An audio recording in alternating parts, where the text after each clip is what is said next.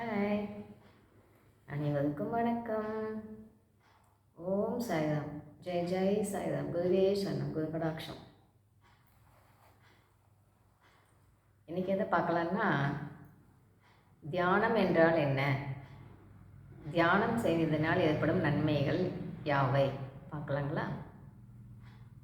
இப்போ தியானம் தியானம் அப்படின்னு சொல்கிறாங்களே, அப்படின்னா என்ன அப்படின்னு நிறைய பேர்த்துக்கு என்ன டவுட்டுன்னா, இதில் பூந்தா நாம் சாமியாக தான் போயிடுவோமா, வயசானாதான் தான் செய்யணுமா அப்படின்னு டவுட்டு இல்லைங்களா?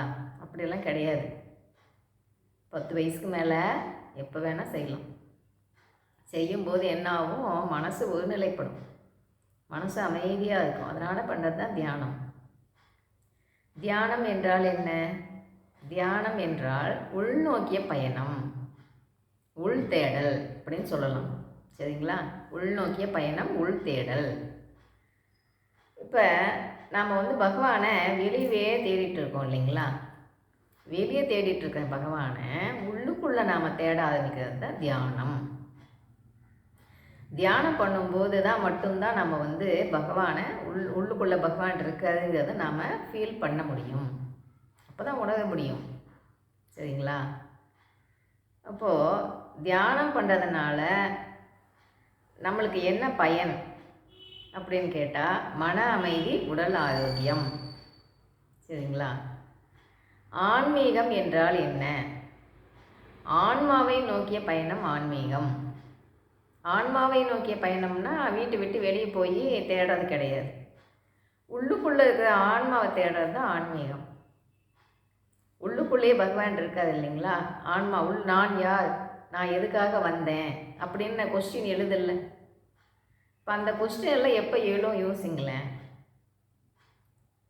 அப்போ ரொம்ப கஷ்டமான டைம்லேயோ இல்லை டைட் சுச்சுவேஷன்லேயோ இருக்கும்போது அந்த கொஸ்டின் நம்மளுக்கு எழும் இல்லையா? இப்போ நாம் யார், எதுக்காக வந்தோம், எதுக்காக பிறந்து வந்திருக்கோம் அப்படின்னு ஒரு கொஸ்டின் எழும் இல்லைங்களா? அப்போது ஆன்மாவை தேடிய பயணம் தான் ஆன்மீகம். உள்ளுக்குள்ளேயே தான் தேடல் எல்லாமே, வெளியே போய் தேட வேண்டியதில்லை. பகவானையும் வெளியவே தேடிட்டுருக்கோம், ஆன்மாவையும் வெளியவே தேடிட்டுருக்கோம். எல்லாம் உள்ளுக்குள்ளேயே வச்சுட்டு நம்ம வெளியவே தேடிட்டுருக்கோம் இல்லைங்களா? அப்போது உள்ளுக்குள்ளே தேடுறது தான் தியானம். பகவானை உள்ளுக்குள்ளே நாம் தேடுறது தான் தியானம்.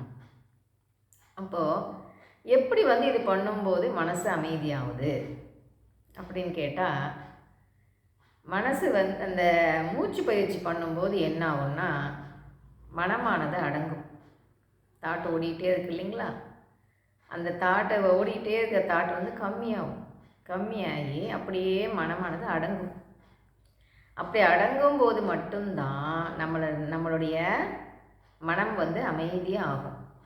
தாட்டினோட எண்ணிக்கை கம்மியாகும் போது மட்டும்தான் நம்மளுடைய மனம் அமைதியாக ஆகும். சரிங்களா? அப்போது எதுக்காக இதெல்லாம் பண்ணுறது? யோகாசனம் அப்படின்னா என்ன அப்படின்னு கேட்டால், ஆசனம் ப்ளஸ் பிராணாயாமம் ப்ளஸ் தியானம் மூணும் கலந்தது தான் யோகாசனம். ஆசனம் செய்யும்போது என்ன பயன்னா, உடம்புல பிடிப்பு இல்லாமல் நல்லா எப்பயுமே வயசானாலுமே நல்லா ஆரோக்கியமாக இருக்க முடியும்.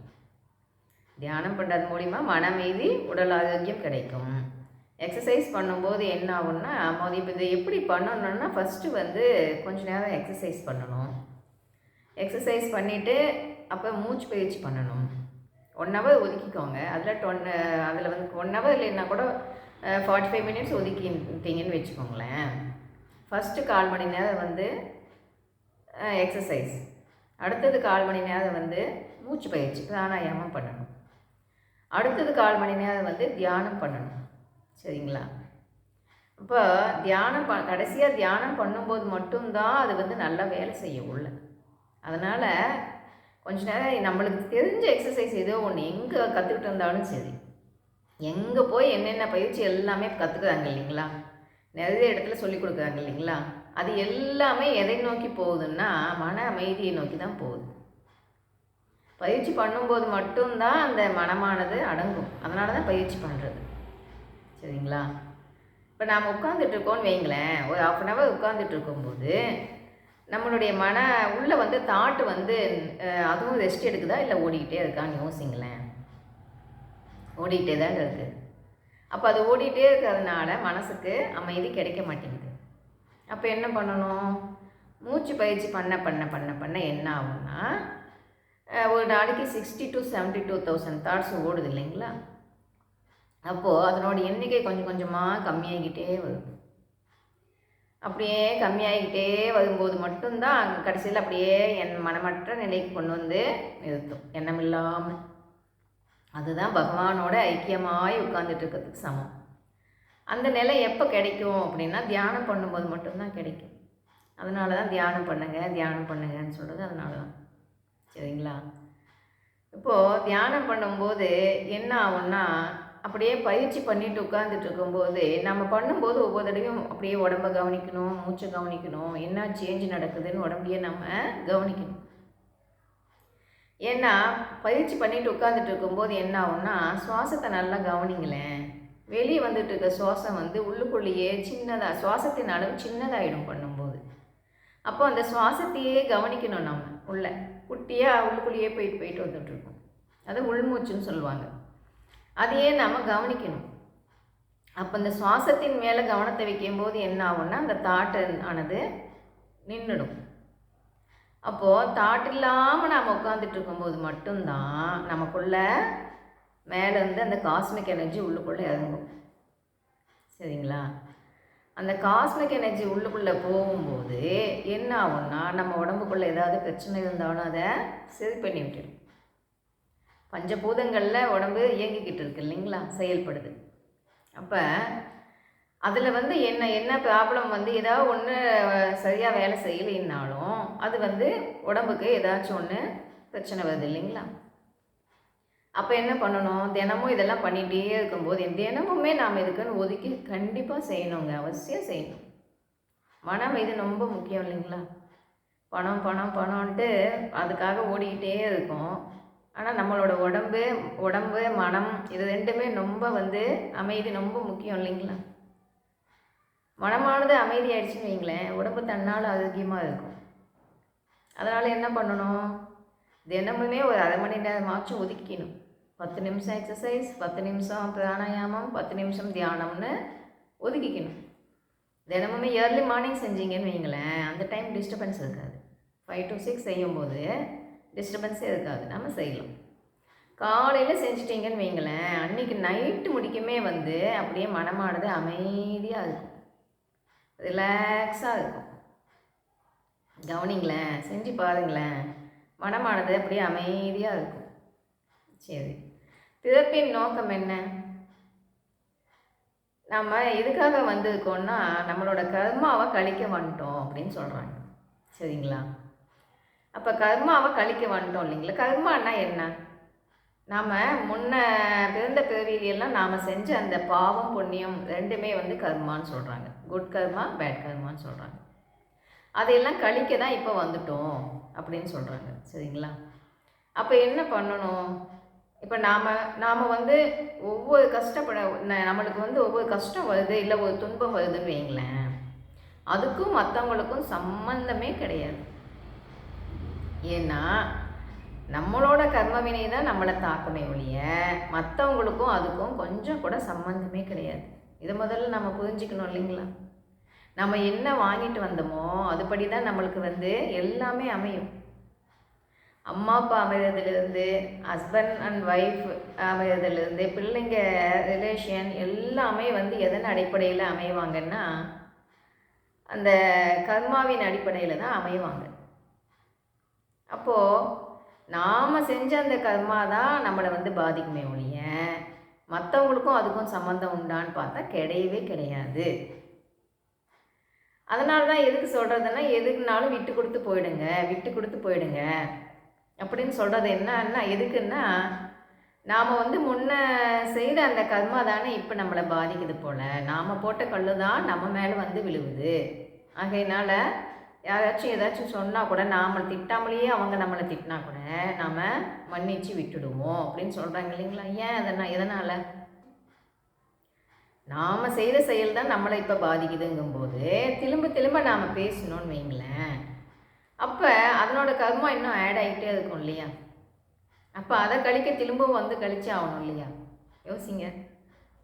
அதனால தான் நம்ம கர்மா தான் கழியுது. அப்போ நாம் என்ன பண்ணணும்?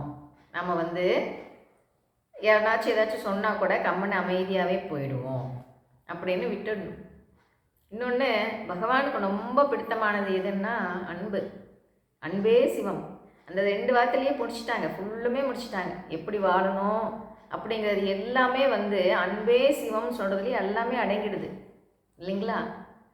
எல்லாத்துக்கிட்டையும் அன்பை காட்டணும். அன்பை காட்டும்போது அன்பு இருக்கிற இடத்துல பகவான் இருப்பார். அன்பு இருக்கிற இடத்துல பகவான் இருப்பார். அதனால தான் யார் ஏதாச்சும் சொன்னாலும் கோவத்தை காட்டினாலும் நீங்கள் திருப்பி காட்டாதீங்க. நீங்கள் முன்னெல்லாம் வந்து அந்த செஞ்ச அந்த கர்மா தான் இப்போ வந்து நாம் முன்ன செஞ்சது தான் இப்போ நம்மளை பாதிக்குது. அதனால் அதை வந்து திருப்பி நாம் பேசி அந்த கர்மாவை வாங்கிக்க வேணாம் அப்படின்னு சொல்கிறாங்க. சரிங்களா? அப்போ என்ன பண்ணணும்? இப்போ நம்மளை யாராச்சும் திட்டுறாங்க இல்லை பேசுகிறாங்கன்னு வைங்களேன். நாம் எதுவுமே பேசவே இல்லை, அவங்க நம்மளை திட்டுறாங்கன்னு வைங்களேன். அதுவும் அந்த பழைய கர்மா தான். ஓகேங்களா? அப்போ என்ன பண்ணணும்னா, இப்போ அவங்க ஏன் சில டைம் வந்து நல்லா சந்தோஷமாக பேசுவாங்க, சில டைம் வந்து கோவத்தை காட்டுவாங்க இல்லைங்களா? ஏன், எதனால் அப்படி நடக்குது? யோசிங்களேன். இப்போ குடும்பம்னு இருந்தால் இதெல்லாம் இல்லாமல் அந்த வாழ்க்கையே கிடையாது. இன்பம் துன்பம் ரெண்டுமே கலந்தது தானே வாழ்க்கை. ஏன், எதனால் அப்படி நடக்குது? யோசிங்க.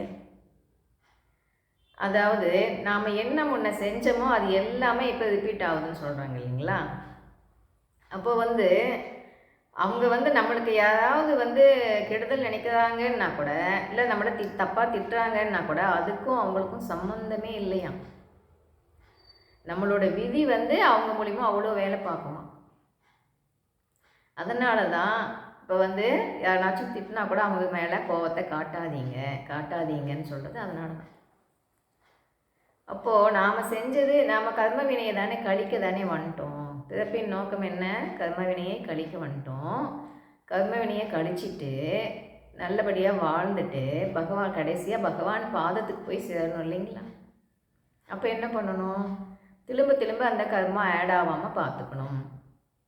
எல்லாத்துக்கிட்டையும் அன்பை மட்டும் காட்டணும். அன்பே சிவம்னு இருக்கும்போது நம்மளுக்கு நம்மளோட கர்மாவினால தான் நாம் அனுபவிச்சுட்டு இருக்கோமா அப்படின்னா, நம்மளை திட்டினா கூட அவங்கள பார்த்தா அவங்க மேலே கோபம் வராதுன்னு வச்சுக்கோங்களேன். அன்பை தான் காட்ட சொல்லும். அதனால தான் சொல்கிறது, யார் பார்த்தாலும் பகவானாக அந்த ஆன்மாவாக பார்க்கணும். ஆன்மாவாக பார்க்கும்போது எல்லா ஆன்மாவும் ஒன்று தானே. அப்போ ஆன்மாவாக பார்க்கும்போது என்ன ஆகும்னா, அவங்க மேலே அவங்க கோவப்பட்டால் கூட நம்மளுக்கு அவங்க மேலே கோபமே வராதுங்க. அப்போது எல்லாத்தையும் பகவானாக பார்க்க ஆரம்பிச்சிடணும். எது நடந்தாலும் அவன் செயலில் நடக்குது. இப்போ ஒரு குழப்பம் நடந்தாலும் அது அவனுடைய செயலில் நடக்குது அப்படின்னு அதை ஏற்றுக்கணும். முதல்ல பகவான் பாதம் சரணாகதி அடைஞ்சிடணும்.